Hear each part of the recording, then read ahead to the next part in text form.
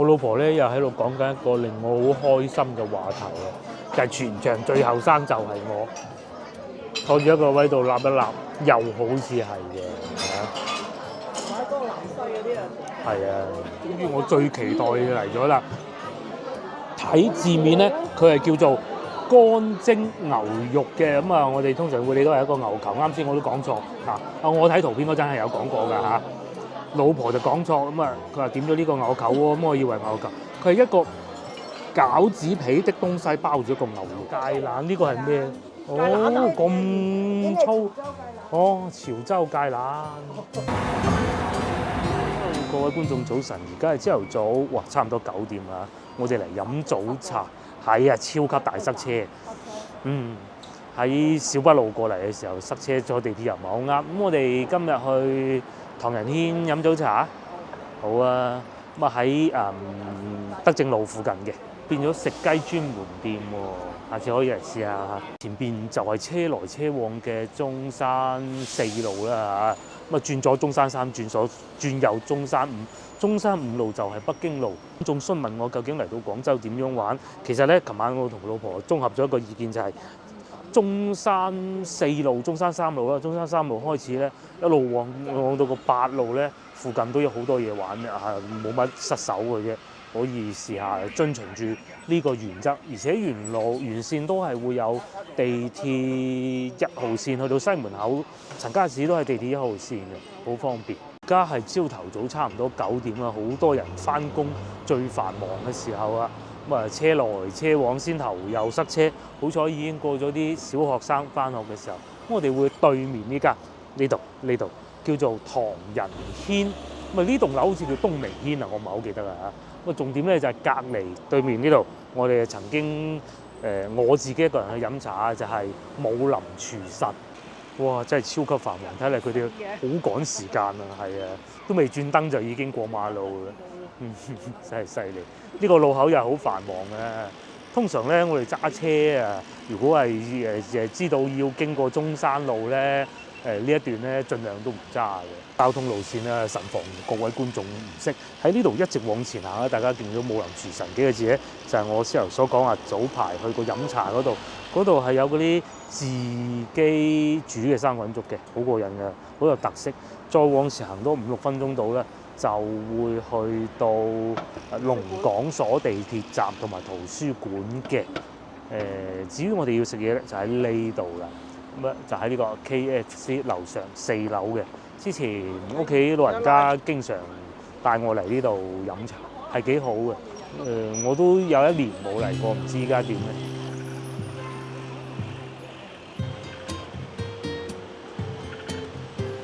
咁我哋要上去飲茶地方應該喺呢度嘅 KFC 樓上，就係呢度4樓。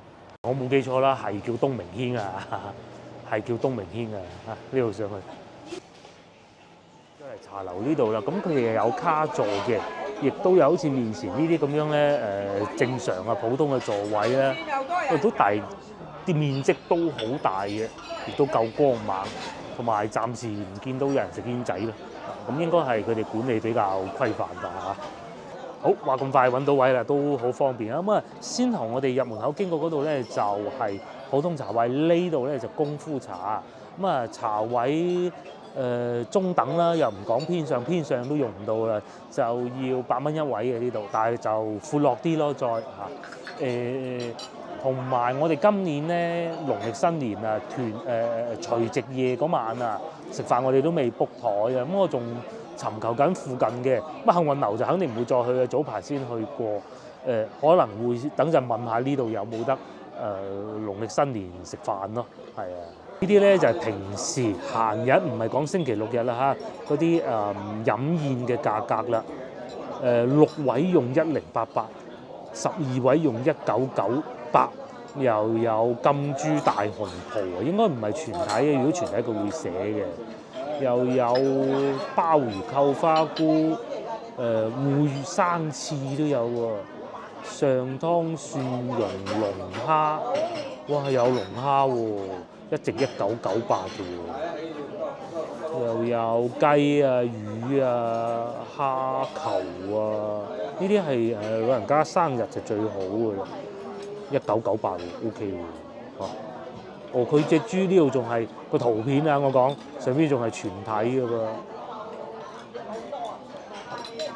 咁啊，至於呢邊就再經濟啲添啊，1488，3席以上仲要10席反而按原價添。鴻運拼盤又有斑又有帶子金玉滿堂 ，OK 喎。咧過年就肯定冇噶啦，不如到睇翻我哋今日食咩好過啦。哇，幾大個餐牌！嗱，呢啲就好有圖片。首先呢度都有鴨腳扎嘅喎，同埋呢度係有打折嘅點心，但係應該係6.8折係嘛？6折係嘛？老婆啱先喺下邊睇過，得意喎！嗱，鵪鶉蛋燒賣，我想試下呢個懷舊香西餃。小籠包呢啲唔講，因為我想揾翻啲比較傳統的點心啊。火腩卷又有啦，幾好喎！嗱，臘腸卷今日又見到啊，真係打臉啊！早排先講過話，未食過，好耐未食過，仲有鯪魚球鴨腳扎，咁就係真係除咗我哋早幾日去嗰個官祿茶居以外咧，呢度都有㗎噃，可以一試下，唔使食到咁千篇一律啊嘛〜咁下邊啊煎果蒸粽啊，鍋貼咁樣煎嘅又有，不過我識煎咧。同埋餃子呢啲係辣㗎啦，腸粉油炸鬼。至於價錢方面咧，佢哋都係用嗰啲超點小點嚟記嘅，就有時候未必記得到。譬如鴨腳扎唔打折，20蚊一份。咁如果係譬如話蝦餃咁29原價啊，打完折應該如果6折係18蚊啦嚇，6折係18蚊啦。都多嘢食喎，又有潮州菜，同埋仲有叉蛋飯添，勁喎！火腩飯、燒鵝飯，哇！嗰隻雞蛋幾邪惡係嘛？幾好啊，幾多嘢食啊！又有炒麵，不過呢啲咧就唔係飲茶嘅。我中意呢啲餐廳啦嚇，嗰個餐牌咧有晒圖片睇見，起碼都知道係點啊。尤其咧，如果對於遊客，甚至乎可能係外地嘅遊客咧，更方便，因為如果廣州人點會唔知咧？睇呢個名就知係食咩啦，係嘛？鹹魚雞粒豆腐煲點會唔知係咩得嘅？分鐘自己識煮添啊！但係如果外地嘅遊客咧，可能真係唔知嘅。咁啊有埋呢啲字，咁咪幾好咯。不過價錢都，不過如果係飯市咁嘅價錢都合理，48蚊一份。仲有自選餐啦，198兩位用 A B C D E 選一款喎。A B C D E 選一款，幾好喎！咁即係都有4個菜喎，係有九節蝦、蠔仔焗蛋，正啊！有選擇困難症嘅觀眾咧，千祈唔好嚟呢度食飯，多到嗰啲選擇。呢度又有一個餐牌，不過呢個冇圖片，應該係嗰種特價小菜嚇。佢哋應該係不時會將一啲小菜擺落去特價餐單裏邊。星洲醬焗開邊蝦38啫喎，沙甸焗蝦32蚊啫喎，幾好喎！梅菜蒸鯇魚68，呢個係稍為貴啲啲咁多而已，幾好喎嚇！煎釀三寶30蚊一份喎，咁又唔貴喎。等我收翻啱先講話佢哋飯市價格貴呢句説話先得啦，幾好唔錯。先頭嗰個198套餐啊，仲有係菜啊、點心啦、糖水喎。下次有機會請觀眾食飯，可以嚟呢度試下，選擇夠多啊嘛。睇下餐廳嘅環境啊，咁呢邊呢個廳咧就再闊落啲、企理啲嘅。小遺憾就中間有柱咯，也就僅此而已啦。咁啊就裝晒玻璃都好企理嘅，夠闊落，上啲燈光又夠猛。飲茶又好，飲宴又好，都唔錯的。朝頭早呢個時段咧，好多叔叔阿姨就過嚟飲早茶啦。咁啊坐呢邊就闊落啲、舒服啲咯。點心唔使叫過咁多，呢日消費都唔係話好大負擔嘅啫。餐好似食過，肯定唔係過年價。而家老婆講緊嗰個1998嗰個餐啊，行一價嚟過一次嘅，係以前生日宴啊嘛。不過就唔係呢一間啫嘛。喜愛軒，哦，都係咩軒，係啊，都係一齊嘅啦，我諗。我哋點嘅點心咧就係呢啲啦，沙翁黃金球，即係糖沙翁啦，乾蒸牛肉、油條同埋韭菜餃耳，全部都係呢啲普通嘅嘢嚟嘅喎嚇。咁啊唔緊要啦，老婆發辦嘅都好食嘅啦。飲茶啫冇乜所謂。咁啊至於呢個咧，第一個送上嚟嘅就係糖沙翁啦嚇。咁呢個價錢咧，佢係仲會打折嘅。先從甜嘅開始食起㗎，所以都係等一等，因為呢啲好明顯一早整好，都好正常嘅。咁啊等咗食咗啲鹹嘢先嚇，等一等夠清淡。有肉俾你反正。第一個就係白粥油炸鬼，有肉俾你。因為最主要咧，琴日食得太過豐盛啦，又燒鵝又田雞咁樣。哦，仲有個油炸鬼，呢啲一睇就知健康嘅。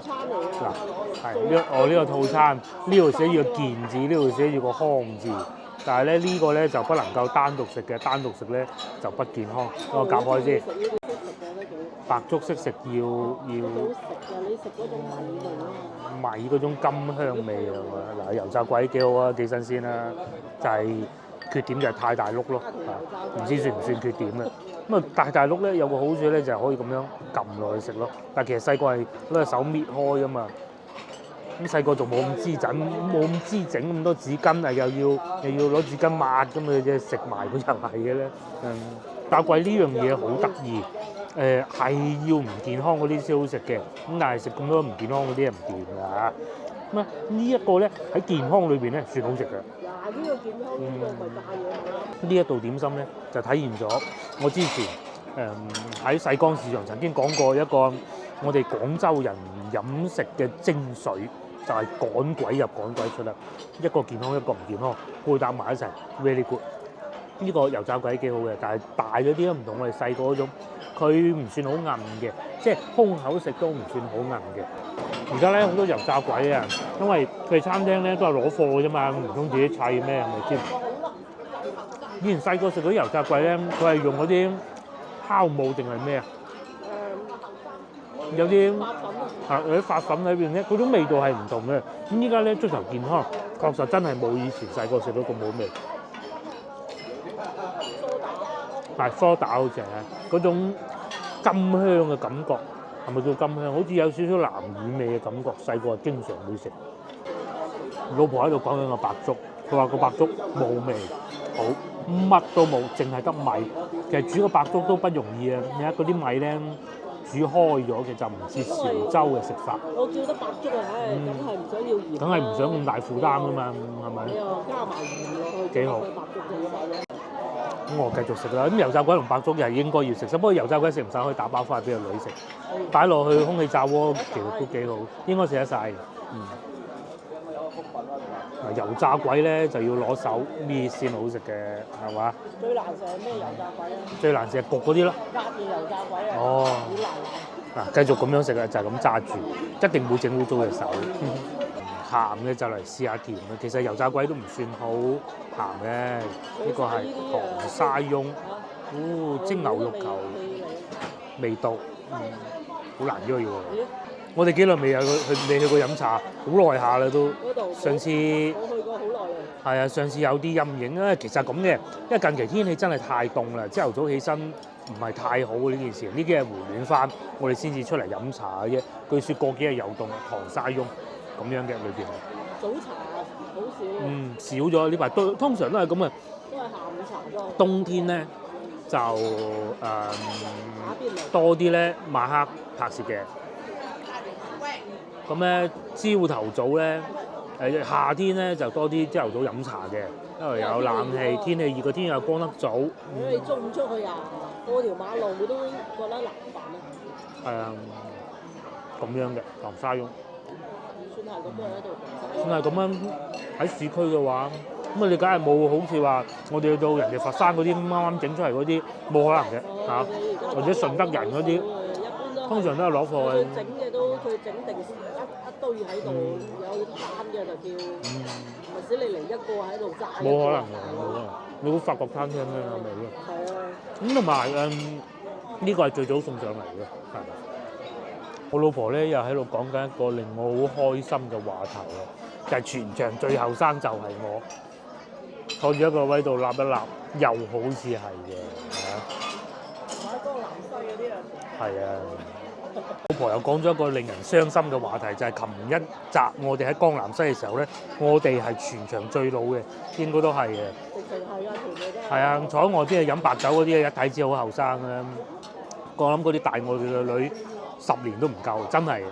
咁啊，仲有咧後邊有一個喺鏡頭睇唔到嘅，其實喺我哋後邊有一對小情侶，嗰個女嘅咧嗰啲妝容咧好奇怪嘅，你睇唔睇到？係啊，人哋嗰啲係啊，後生係咁嘅，冇錯。潮流啊，係啦，真係理解唔到，細10年都理解唔到啊！木工係而家。個女嗰啲你理解唔到啦。理解唔到。管得到嘅咩？小朋友唔應該管嘅。終於又到煎餃送上嚟啦！咁佢有3隻韭菜煎餃，咁啊都係嗰句啦，不能同芳村嗰啲比啊！芳村嗰啲牛肉球咁大隻嘅煎餃咧係唔公道嘅。呢個係原價19蚊3隻嘅韭菜煎餃，合理啊！係啊，你唔可以用芳村嗰啲咁誇張，佢一隻碗擺咗隻餃子嗰種啊，夠大隻啊！其實嗰啲我覺得芳村嗰啲係大得有少少過分，唔應該係咁嘅。係啊，佢會搞到裏邊嗰啲肉咧唔好食嘅，其實太大。係啊，怕未熟，一唔係啊外皮啊太燶啊，我唔係講呢個嚇。好好喎。係啊。好新鮮，裏邊啲肉又夠新鮮，可以同早幾日我哋去北京路八珍嗰啲比味啊。好八珍好食啲。八珍咧就皮太厚啦，啊！但係咧就係要食皮厚嘅八珍就，但八珍咧就煎好擺喺度嘅。呢啲咧就雖然等得耐啊，但係應該都係現煎嘅，冇理由唔係現煎啊。好新鮮，最緊要入邊嗰啲係青色嘅。嗱，你睇。如果入邊啲韭菜黃色嗰隻煎餃，你係唔好鬼食。又或者軟晒嗰種咧就唔好食。黃色嗰啲係搞乜嘢？都好耐咧，終於我最期待嘅嚟咗啦！睇字面咧，佢係叫做乾蒸牛肉嘅，咁啊，我哋通常會理都係一個牛球。啱先我都講錯嚇，啊我睇圖片嗰陣係有講過㗎嚇，老婆就講錯，咁啊佢話點咗呢個牛球喎，咁我以為牛球，佢係一個餃子皮的東西包住一個牛肉球嘅，得唔得？得啊！佢係一個餃子皮包住個牛肉丸喎。係啊。好熱啊！裏邊好食啊，個牛丸佢整得。如果冇記錯咧，唐人軒呢度嘅牛肉球都係好好食嘅。我哋上次食過。首先佢牛味夠，唔會散晒，有芫茜、有馬蹄嗰啲嘢定咧，仲要馬蹄唔係好大粒嗰啲，攝住個牙罅個邊嗰啲咧，揞住咗牙嗰啲係冇嘅。咁同埋咧，佢仲會有落應該係檸檬葉嗰啲絲，嗰啲咧切咗絲嗰種清清嘅香味。哇嚇！咁樣喎，哎呀，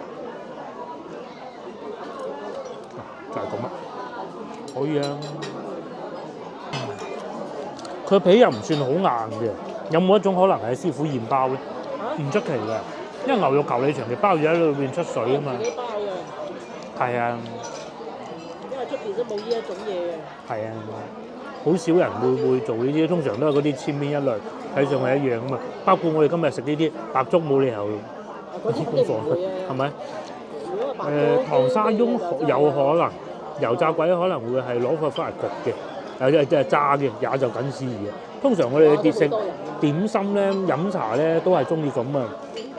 係唔加啦，盡量避免就話可能佢會預製得好犀利啊嗰啲咯，盡量嚇呢個嘅。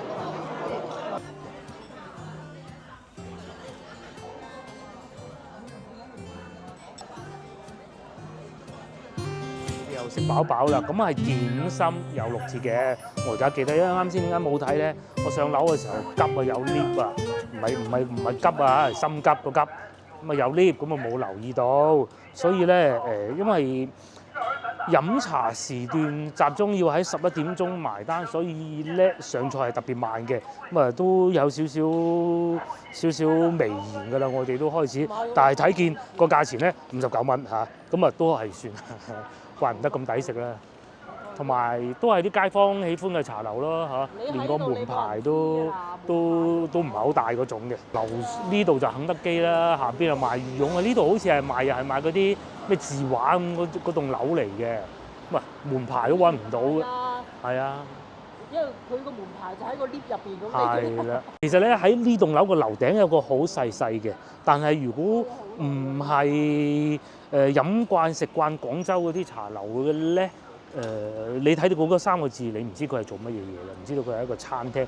佢寫住唐人軒3個字，你知鬼佢係賣咩咩？佢係一個港式香港。應該係。我哋仲見到裏邊有菠蘿包賣啦，菠蘿油啦，係啊，菠蘿油唔係菠蘿包，好多嘢。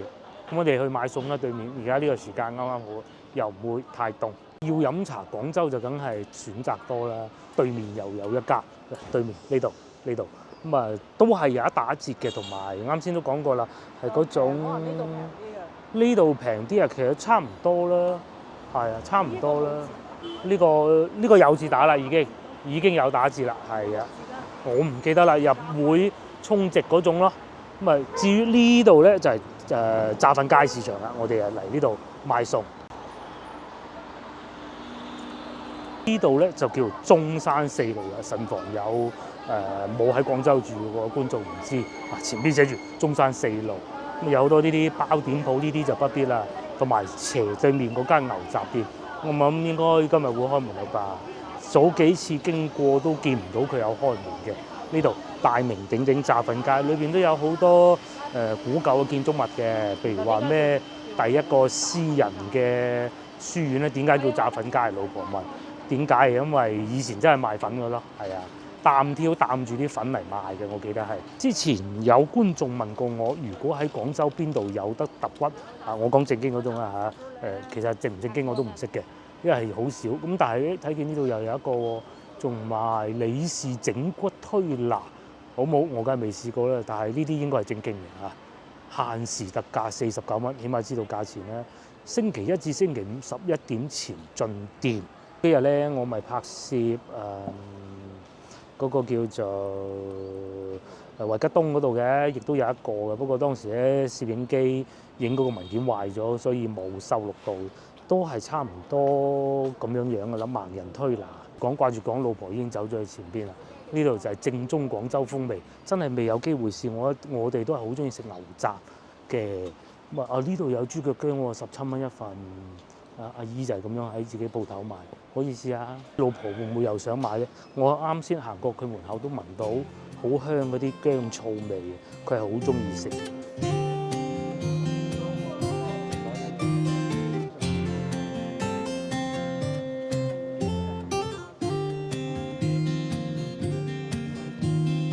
又經過呢間聖記啦，只不過琴日買咗嗰個豉油雞，如果唔係呢，而家一定會買嘅，又平又靚。手撕雞飯15蚊㗎，係咪？15蚊個飯啊，斬料喎！到差唔多年尾啦，仲有幾日啦。最好賣的東西咧就係呢一個掛歷，有啲咧就係公司會送嘅。咁後生呢一輩咧其實就唔掛歷，但係老嗰輩咧都係會掛翻個掛歷咁啊，睇下咁啦嚇，有個時間。而家好多人咧都係睇手機就算㗎啦，尤其我哋後生呢一輩，台歷都已經少啦。我哋應該會喺前邊嗰度行過去買啲菜，周圍逛下咁咯。仲有零食喎，使唔使買啲翻嚟俾個女氹下佢高興啊？唔買啦係嘛？佢都係食得太多啦，好嘢。記得嚟嗰個哈密瓜，我上次嚟呢度都記得啊。好好食，但係嗰個哈密瓜，我而家都仲記得，甜到不得了。係咪呢個口啊？前邊嗰度，唔係呢個位入嘅，唔係驗核酸，係打針。我哋第一針就喺呢度打啦，就大概行過呢個位置，跟住俾人捉住，都唔係捉住係我講嘅啫，口頭術語嚟嘅。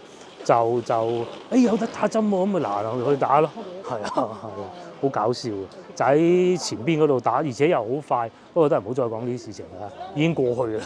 都有好多樓價，不過咧好多咧我都已經睇過㗎啦，就不講啦。同琴一集我哋去到海珠區差唔多，因為越秀區嗰啲屋咧係企得好硬嘅，冇話好似西華路嗰啲降價咁犀利嘅，嗰啲太舊嘅。越秀區呢啲咧都仲新啲，得正得2300咩衞生廳宿舍啊嘛，電梯3房1廳7500啊。哦，上邊倉邊路電梯2房190啫喎，冇寫幾大，冇寫幾大。炸粉街330 120平方，勁喎！喂，真係平咗好多。咁啊，東明軒就好貴，東明軒就係我哋啱先食飲茶嗰度啦，460萬，哎呀唔算離譜喎。但係嗰度咁企理喎，炸粉街280。嗱，我哋講炸粉街280萬65平方米咧，大概就係後邊嗰啲啊，後邊嗰啲。咁啊呢邊就係小學咯，應該係炸粉街小學定係每一次經過我都唔記得，300幾。大佬，你400幾萬嘅你400幾萬點還啊？10萬、20萬、30萬，傻嘅咩？有幾多人係咁啊？係啊。都係萬零蚊兩公婆加埋，咁仲要使㗎嘛陰公。4000蚊好唔好？應該4000蚊1平方嘅，廣州難啲嘅，咁因為好多咧都係學位錢。萬幾蚊都係學位錢嚟嘅。喺呢度有個好處咧，就係前邊整緊一個地鐵站，大概近大概近東風路嗰個位置咧，後邊又有一個地鐵站。喺廣州好似咁嘅咧，喺我印象中龍津路咯嚇，附近都有地鐵站。如果我哋要買餸咧，都係去前邊嗰度嘅。如果係炸粉街呢度嗰啲市場，不過呢個市場咧就唔算話勁熱鬧嗰種咯。朝頭早會好啲，晏晝時分都好啲，中間呢度就差啲啦。朝頭早一般啦，因為通常我估啊嚇，可能附近翻工嘅人比較多，因為成日點解佢哋中意收工嚟買餸啊嘛。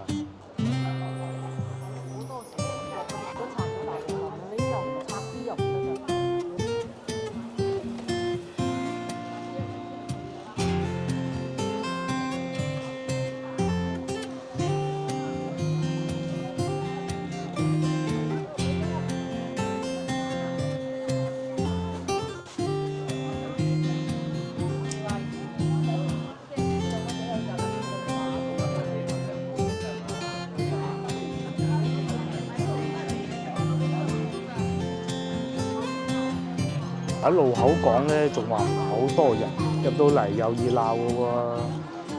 咁佢哋呢度嗰啲菜價咧，又唔似話去到東川路嗰啲咁樣樣。我之前都去過東川路啦，都唔平啊。呢度就合理啲，同埋都係有明碼實價嘅。譬如好似西洋菜咁賣緊4蚊半啊。咁啊，琴日見4蚊咯啊，貴5毫子啊。呢度話賣薑同埋賣香蕉。我講啊，之前咧，買嗰個哈密瓜就喺呢度行入去啦，超抵食嘅。咁啊都係老城區市場嘅格局啊，但係咧就唔算好大嘅，唔似話譬如話琴日嗰啲啊，都好啊，買橙啊係買橙好，又或者買檸檬，好耐未食過檸檬哦。又有水果啦，又有鮮花啦，喺呢度住係幾開心嘅嚇，落嚟又方便，唔似好似我哋翻屋企又要爬山。呢個係賣咩？糕點。我仲記得咧，行前少少嗰間賣香蕉糕咧，早排買過都幾抵食。不過琴日買咗蛋糕就算啦。喂，嚟到而家呢個時間，啲街坊市民出嚟買餸啊，又有雞蛋啦。呢度過去係近翻豪賢路吧，應該係。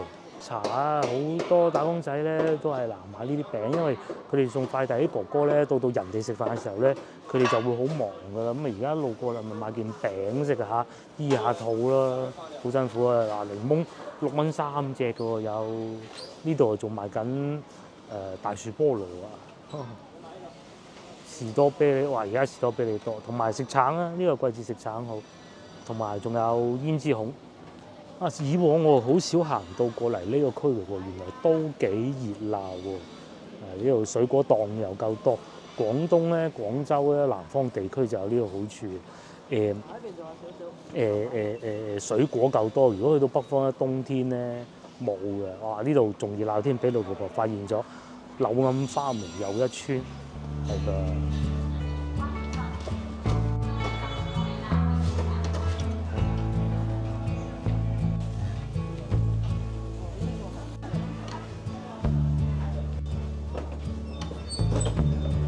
檔熱鬧喎。湖北蓮藕呢度又賣生菜，好多人買菜喎，4蚊一斤，彩椒6蚊，肉茄5蚊半，佢寫嗰個肉啊。我呢度仲有賣水產添，賣蝦，花斑魚又有，基圍蝦28蚊一斤，咁幾方便喎，唔使行到去珠江路買啊，係嘛？買少少嗰種咧，裏邊原來都仲有室內市場嘅喎，我都係今日先知，孤陋寡聞。呢度就係行翻出去外邊馬路，呢度應該係德政北，會唔會啊？浩然路哦，嗱真係喎，呢度有室內市場嘅，點解我今日先知嘅咧？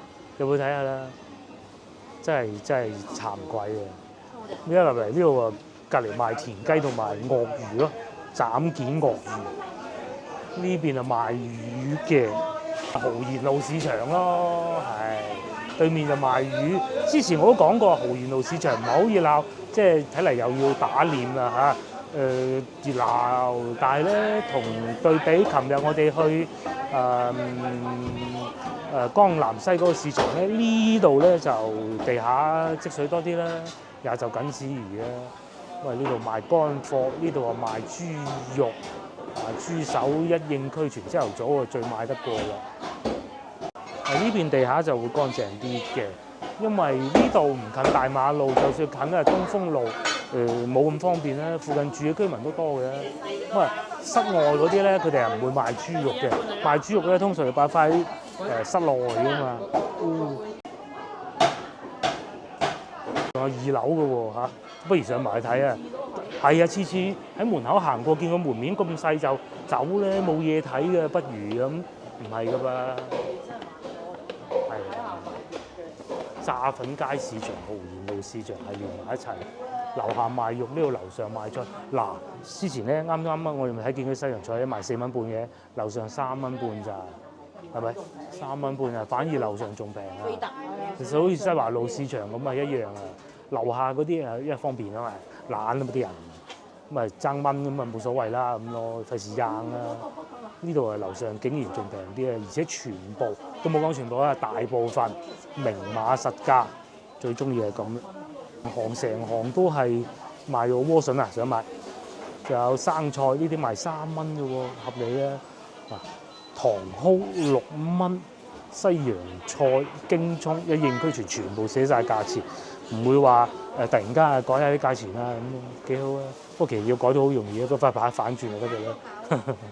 寧夏公港菜心啊，特別靚嘅公港嗰啲，又有油麥菜啦、蘿蔔啦，靚紅蘿蔔2蚊半，本地大泥，後邊仲有魚腥草啊！哦，魚腥草啊，仲有芥蘭，呢個係咩？哦，咁粗！哦，潮州芥蘭。都係佢食得㗎，個頭係嘛？就係食個頭啫。淨係食個頭，葉都得㗎係嘛？得，佢哋中心嗰啲咯。好，我哋又學識嘢。琴日學過一個叫宜菜，今日呢個咧就係嗰啲北方嘅。係唔係北方？四川啊，不過對於我哋廣東人講，四川都係叫北方㗎啦嚇。除咗海南島以外，海南島行咯，又有尖椒賣啦，又有西蘭花嗱呢個啦，四川喂。琴日咪呢個咯，4蚊半係嘛？寫住四川啊！樓上市場 OK 好行喎，又唔會太擁擠，仲好過去西華路市場。因為附近就冇西華路市場咁熱鬧咯，也就僅此。不過下次可以嚟多啲，因為其實附近咧無論飲茶到餐廳食嘢咧，都有好多選擇嘅，唔會話淨係得嗰2行咁啊行完個市場算。呢啲紅蘿蔔2蚊，白菜仔又有。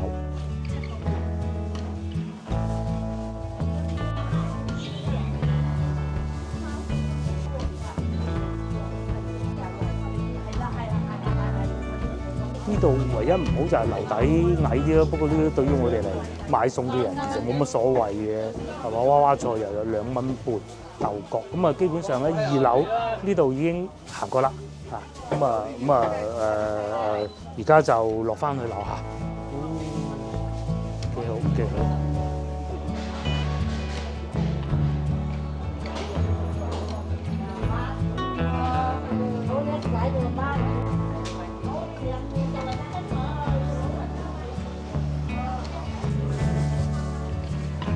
豪賢路啦，面前咧對面啊，見到咁多高樓大廈咧，就係東風路附近為數不多嘅寫字樓啦。呢度附近係好多寫字樓，但係就係呢度其實成條東風路咧，寫字樓東風西啊冇乜㗎啦。以前都幾頂級嘅喺東風路，係前 CBD， 依家就依家梗係去天河、珠城、琶洲咁樣咯。咁多寫字樓咧，因為附近咧好多政府部門嘅，嗰啲係要咩辦證中心啊、城啊嗰啲咧，咁佢哋要揾翻附近啲企業嚟做啊嘛，咁啊所以咧就有呢啲咩房管局啊，總之係政府部門周邊帶動嘅寫字樓咯。做過巴士站喎，以前好似我都係喺度坐過巴士喎，梅菜扣肉喎，30蚊啦。呢個係豬手，下邊有酸菜好似係，仲有個缽好平嘅啫。啊，豪賢路而家停啲咩巴士啊？54號、297都仲行呢度。以前讀初中嘅時候，翻屋企咧架車咧就要經過呢度。6號車真係兜轉轉成日改道。幾年唔坐咧，就唔知佢會改到去邊嘅。佢一路都會封路，比如好似依家咁樣咧。如果要翻去都仲好啲，因為嗰度建設6馬路整路啊，整到亂七八糟，所以咧都好少會坐10號車。你等陣坐地鐵定坐10號車翻去？地鐵，因為咧我哋喺呢度翻屋企其實就唔係好遠嘅。咁坐巴士係10號車一陣路，但係咧因為建設6馬路整路咧。嗰度掘到爛晒，即係花園酒店外邊。咁架車咧會走去歐莊兜個圈先翻入嚟，塞到不甩資料。今朝我哋雖然晏咗出門口不得資料，係啦，我係一個正常嘅廣州人嚟嘅，就係個不得資料都係啱嘅一下。係啊，我知係流風，因為牙套嘅原因，唔關事。有啲牙已經崩咗好多隻嘅啦，係啊，不過你睇唔到。唔係，其實個牙套遮住咗，擋住嗰啲説話的聲音咧，成日都要吞口水，係好煩嘅。哇！呢度又整路，一行翻出去就已經係倉邊路、小北花圈、小北立交上橋位啦。咁如果有精力嘅咧，我行過去小北，其實好近。北京路係啦，好近啊！好近，好方便。喺呢度行到翻屋企同去行到北京路其實差唔多，但係就北京路條路就好行啲，因為中山5路啊嘛，中山4路啊嘛有騎樓底。咁如果行翻屋企就煩好多嘅，好囉嗦㗎。咁嚟到呢度附近又俾個旅遊推薦大家，原來呢度有個全季酒店嘅，之前都講過嘅，你睇下幾錢先。今晚大床房500蚊，500蚊喎。咩嗰邊平啲咯？比深圳。好正常啲係咪？深圳咩都貴過人㗎啦，啱唔啱啊？咩都貴過人嘅。深圳有咩平喺個廣州？牛火鍋牛肉火鍋係啊，真係牛肉火鍋真係好多嘅。早排我哋又去食過牛肉火鍋，都覺得廣州有冇食過？係啊，我哋行翻出嚟之後咧，咁喺呢度咧就已經係倉邊路㗎啦。咁喺呢個方向行過咧就裕華路。咁如果各位觀眾嚟完豪賢路想去北京路行下咧，我就唔建議行裕華路啦。不過，但係如果你識路咧，其實就行裕華路好過，因為裏邊呢度都係有好多古舊嘅建築物，同埋小東營咯，以及係一個清真寺嘅。如果你唔識行嘅，咁啊只能係跟住中山4路。總之你記住中山路冇得錯嘅一條直路，係啊，係。琴日先講過咩？中山路好玩啊嘛！除咗1、2、3都算啦，1、2就後生，2就好少，2係睇病嘅地方嚟嘅。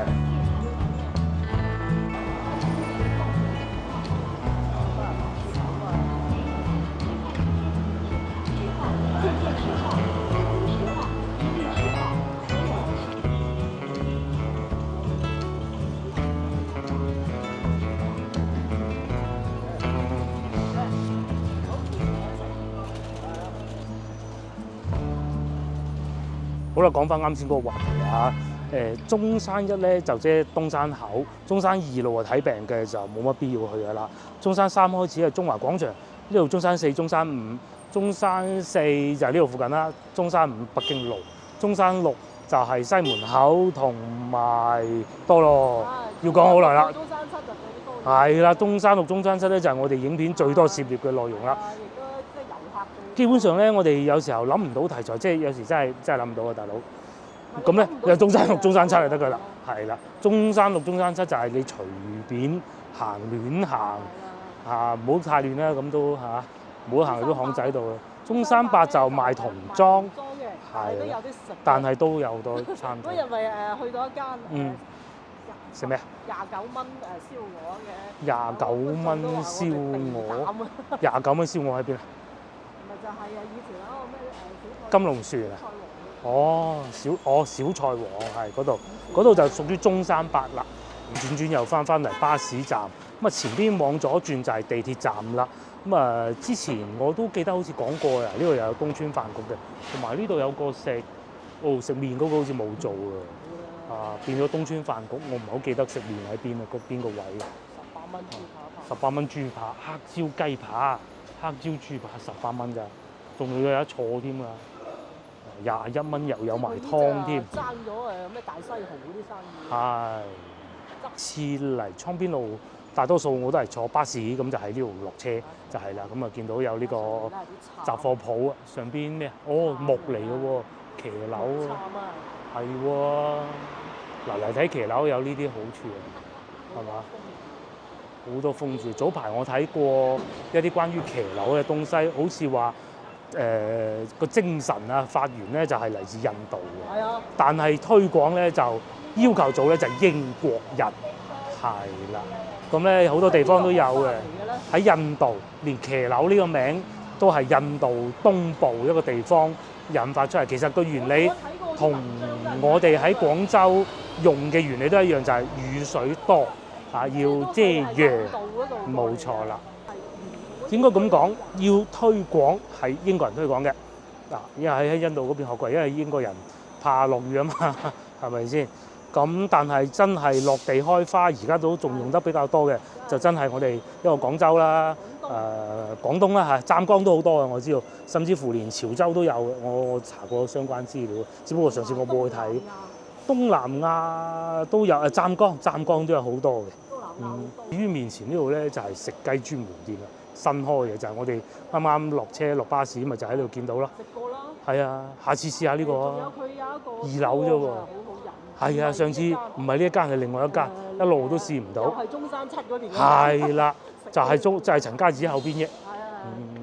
20載竹溪集團力作，咁咧食雞專門店就係竹溪集團，我哋成日講竹溪，就係咁解啦。有好多酒樓。好多。大嘅飲食集團。大，非常大。咁至於呢度唔知2樓定4樓咧，我最記得啦，1988年。我老豆請我阿公食飯就嚟過呢度，上邊叫做富豪酒家。當時如果冇記錯，呢個海運酒家都未落成嘅嚇。富豪酒店唔係富豪酒家，啱先講錯啊。咁啊上邊都仲係有得住宿嘅噃，同埋有長租公寓。算貴咯啦。6000蚊。我唔係睇服務員，我睇呢個。之前有觀眾問過，如果翻嚟長租係點嘅？今日終於喺呢度揾到啦。咁啊近荔灣唔係近越秀方便啦，地鐵站6000蚊起，而家講緊係長租房出租。咁如果睇房間嘅話都靚啊，但係佢唔似係嗰種surface apartment， 即係裏邊冇得煮食同埋雪櫃啫，其實純粹就係一個酒店房間咁嘅啫喎，6000蚊起啊，仲要係啊。然之後喺呢度一直往前行，往右轉就可以去得到北京路嘅啦，唔需要行好遠就可以直入旅遊區。呢度。經常咧，我哋都想幫啲觀眾揾下喺旅遊區以外有咩好地方去飲食，一個地鐵站之內啊。咁呢度算係一個唔錯選擇嚟嘅。嗱，你喺北京路就如果係北京近新大新嗰個位置咧，呢度行過嚟都唔會好痛苦，又有騎樓。咁啊，坐一個地鐵站都得，就係一個地鐵站喺大概呢個位置上嚟，咁就可以去到我哋今日飲茶嘅唐人軒啦。又有酒店，先頭我哋睇到嗰個全貴就梗係貴啦，係咪先？附近都有好多好經濟實惠，唔一定要住北京路附近嘅。附喺呢個位置咧，已經睇到廣百啦。廣百即係咩地方咧？嗱，呢個有個紅色格仔，睇上去個樣融爛爛嗰間屋咧，咪廣百咯。喺廣百對面，咪就係大佛寺咯。咁你話行過嚟有幾遠咧？不遠不遠。今集影片咧到呢度，亦都係時候要結束啦。我哋都要攞啲嘢翻去俾個女食啦。又要煮又要食噶嘛，食翻琴晚嗰啲豉油雞，佢應該滿心歡喜嘅。share呢個影片俾你朋友，又或者幫我點個 like 啦。下集見啦，拜拜。